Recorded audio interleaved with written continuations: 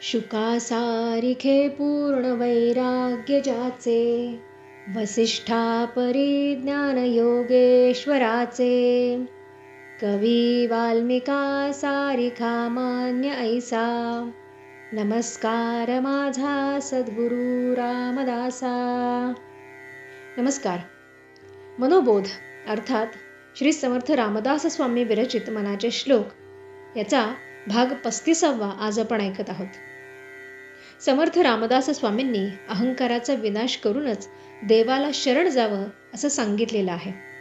आणि ही अहंता नाशासाठी सद्गुरूंचे चरण हाच एकमेव उपाय समर्थ आपल्याला सांगतात. समर्थ असे म्हणतात, असे सारसाचार ते चोरलेसे, इही लोचनी पाहता दृश्य भासे, निराभास निर्गुण ते आकळेना, अहंता गुणे कल्पिता ही कळेना. संपूर्ण विश्वाचे सार असणारे शाश्वत सत्य हे निर्गुण निराकार परब्रह्म हे गुप्त रूपातच असतं. परमात्मा हा साध्या डोळ्यांनी आपल्याला दिसत नाही. त्यासाठी आध्यात्मिक दृष्टी आपल्याला हवी असते. आणि ही दृष्टी जन्मजन्मांतरीचं पुण्य फळाला आल्यावरच आपल्याला मिळते. ज्ञानेश्वर माऊली तसेच अनेक संत महात्म्यांना ही दृष्टी लाभलेली होती. आपण सगुण रूपामध्ये परमेश्वराला पाहतो, पण हा परमात्मा परमेश्वर या सगुण रूपाच्या पलीकडचे सुद्धा आहे. अहंकाराचा नाश झाल्याशिवाय सत्य दिसत नाही आणि कितीही कल्पना केल्या तरी त्या फोलच ठरतात. म्हणून अहंकाराच्या पलीकडचा अहंकार नाहीसा करून, अज्ञान नाहीसं करून त्या भगवंताला आपण शरण जायला पाहिजे असं समर्थ आपल्याला सांगतात. स्फुरे विषयी कल्पना ते अविद्या, स्फुरे ब्रह्मरे जाण माया सुविद्या, मुळी कल्पना दोरूपे तेची जाली, विवेके तरी सस्वरूपी मिळाली. विषय वासना, वेगवेगळे मोह, लोभ याच्या कल्पना केल्या तर त्या अज्ञानातून उत्पन्न होतात. माणूस हा अज्ञानातच जास्त सुख मानत असतो. म्हणजे माणसाला खरं तर सत्य जाणून घेण्याची इच्छा असते, पण ते समजून घेण्याची तसदी मात्र तो घेत नाही. जे सृष्टीमध्ये दृश्य रूपानं दिसतं ते नाशवंत आहे याचं ज्ञान जर आपल्याला झालं तर माणूस या नाशवंत वस्तूविषयी कधीच प्रेमभाव बाळगणार नाही. कोणत्याही गोष्टीविषयी सत्याचं ज्ञान झालं तर भय नाहीसं होतं आणि त्याबद्दल ममत्व राहत नाही. अगदी साधं उदाहरण आहे. समोर दोरी पडलेली आहे, पण ती सापासारखी पडलेली आहे. आणि अशा अवस्थेमध्ये आपल्याला त्या दोरीवरती सर्पाचा भास होतो. आणि मग आपण जवळ जाऊन पाहिलं की मग आपण म्हणतो, अरेच्छा, दोरी आहे का? तेव्हा सर्पाचं भय नाहीसं होतं आणि मग आपण ती दोरीसुद्धा टाकून देतो. अशाच पद्धतीनं विवेकानं भगवंताचं स्वरूप समजून घेतलं पाहिजे. आणि ज्ञानानं अज्ञानावर मात करून मगच समोरचं आपल्याला लख्ख दिसतं. तसंच परमेश्वराचं अस्तित्वसुद्धा आपल्याला अहंकाराचा, अज्ञानाचा नाश झाल्याशिवाय दिसणार नाही.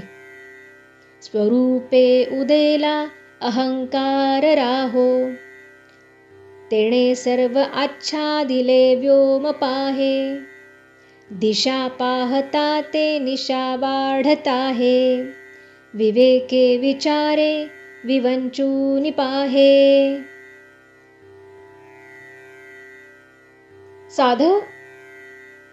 साधी गोष्ट आहे. म्हणजे बघा, कुठल्याही सुंदर वस्तूवरती आच्छादन म्हणजे झाकण असेल तर ती वस्तू आपल्याला दिसेल का हो? अजिबात नाही. जोपर्यंत आपण त्या वस्तूवरचं झाकण, त्या वस्तूवरचा पडदा आपण दूर करत नाही तोपर्यंत आपल्याला ती वस्तू दिसत नाही, त्या वस्तूचं ज्ञान होत नाही. तसंच भगवंताचं नित्य नूतन शाश्वत सच्चिद आनंद स्वरूप जर आपल्याला पाहायचं असेल तर आपल्यातील अहंकार हा पहिल्यांदा नाश केला पाहिजे. हे विश्वची माझे घर असं म्हटलं आणि त्याप्रमाणे आपण आचरण ठेवलं तरच आपल्याला प्रत्येकामध्ये परमात्म तत्वाची अनुभूती येते. जोपर्यंत माणसामध्ये अहंभाव असतो तोवर समोरच्याच्यातले गुण हे त्याला अजिबात दिसत नाही. तो सतत दोषच काढत राहतो. अशा व्यक्तीचे कोणाबरोबर फारसं जमत नाही. आणि मग अशा व्यक्तीसोबत फक्त उरतो तो व्यवहार, प्रेम मात्र राहत नाही. आणि म्हणूनच विवेकाने, विचाराने भगवंताची जाणीव ठेवून शुद्ध भावनेनं आपण आपलं कर्म करत राहिलं पाहिजे, असं समर्थ सांगतात.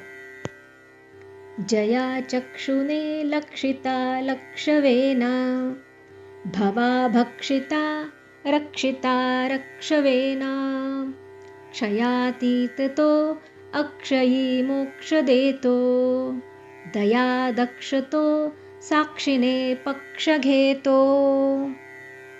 भगवंताचं मूळ स्वरूप पाहण्यासाठी आपल्याला लाभलेले भौतिक स्वरूपातील डोळे काहीही उपयोगाचे नाहीत. नजरेच्या पलीकडचे सुद्धा एक अत्यंत सूक्ष्म तत्व असतं आणि त्याची जाणीव होण्यासाठी, ते स्वरूप दिसण्यासाठी आत्मदृष्टी असावी लागते. त्यासाठी काय करायचं तर साधना, तपस्या करून ती दिव्य दृष्टी प्राप्त करून घ्यावी लागते. आणि ही दृष्टी प्राप्त झाल्यावर भगवंताचं सूक्ष्म ओंकार स्वरूप, दिव्य तेजोमय रूप हे सूक्ष्म रूपामध्ये आपल्याला दिसायला लागतं. हे रूप दिसल्यावर इतर कशाचाच मोह उरत नाही आणि मग सगळे षड्रिपू गळून पडतात. सगळ्या वासना, मोह, अहंकार, मायेचा क्षय होऊन अक्षय असणाऱ्या मोक्षाची प्राप्ती माणसाला होते. दयाळू असणाऱ्या भगवंतानं असा मोक्ष अनेकांना दिलेला आहे. सर्व साक्षीनं तो जगताचा व्यवहार पाहत असतो आणि म्हणून त्याला पापपुण्याची प्रत्येकाची पातळी माहिती असते. त्यानुसार तो त्या जीवाला कर्ममार्ग आखून देत असतो. म्हणून परमेश्वर हा निपक्षपाती असा न्यायाधीश आहे. सत्याच्या सोबतच तो सतत चालत असतो. विधी निर्मिता लिहितो सर्व भाळी, परिलिहिता कोणत्याचे कपाळी, हरू जाळितो लोकसंहार काळी, परी शेवटी शंकरा कोण जाळी. अत्यंत सुंदर असा हा श्लोक आहे. प्रत्येकाच्या कर्माच्या प्रभावानुसार, गुणानुसार प्रत्येक जीवाचे नशीब, भाग्य ब्रह्मदेव लिहित असतो. पण ब्रह्मदेवाचं भाग्य कोण लिहितो याचा कधी आपण विचार केलाय का? हा विचार समर्थांनी केला. सृष्टीचा चालक मालकाबद्दल, सूक्ष्म तत्वाबद्दल आपण कधी चिंतनच करत नाही. आपण आपल्याच स्वमध्ये इतके गुंतलेलो असतो की ब्रह्मांडाचा विचार कधी करणार आपण? स्थिती, उत्पत्ती, लय या तीनही अवस्थांचा जर विचार केला तर ब्रह्म जगाची उत्पत्ती करतो, अर्थात ब्रह्मा जगाची उत्पत्ती करतो. विष्णू जगाचे पालन करतात, तर हर अर्थात शिवशंकर या सृष्टीचा प्रलयकाळी संहार करतात, अर्थात लय करतात. प्रत्येकाला या सृष्टीची जबाबदारी दिलेली आहे. पण शिवशंकर भगवान प्रलयकाळी सृष्टीचा विनाश करतात. पण शेवटी शंकरांचा लय कशात होतो? तो कोण करतो? याचा आपण कधी विचार केलाय का? स्वतः शंकर भगवान हे विष्णूचे उपासक आहेत. त्यामुळे तेही परमेश्वरी तत्वाचाच आधार घेतात. अत्यंत सुंदर गाणं आहे. मी वसंतराव या चित्रपटातलं, आणि ते अत्यंत सुंदर भजन सुद्धा आहे. राम राम राम राम जप करी सदा, शंभु राम नाम घे खंडना कदा. राम राम राम राम जप करी सदा. समुद्र मंथनाच्या वेळी जेव्हा भगवान शंकरांनी त्यांच्या कंठामध्ये हलाहल नामक विष धारण केलं, तेव्हा त्यांचा दाह खूप सुरू झाला. आणि मग हा दाह शांत करण्यासाठी रामनामाच्या जपाने, नामाने शांत झाला. असं सांगितलं जातं की रामनाम हे सर्वात प्रकारचा आधिदैविक, आधिभौतिक, आध्यात्मिक ताप नाहीसं करणारा असा हा जप आहे, असं हे नाम आहे.